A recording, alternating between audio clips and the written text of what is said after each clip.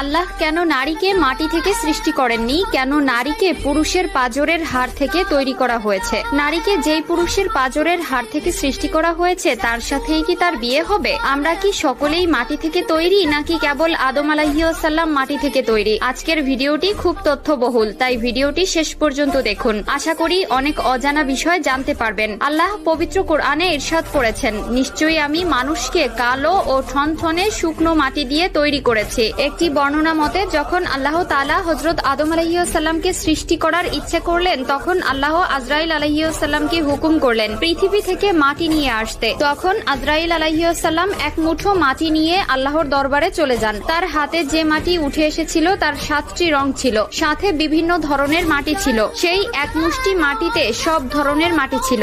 এরপর আদম আলাইহিস সালামকে সৃষ্টি করার পরে তার পাঁজরের হাড় থেকে এক মহিলাকে সৃষ্টি করেন, যিনি হলেন বিবি হাওয়া।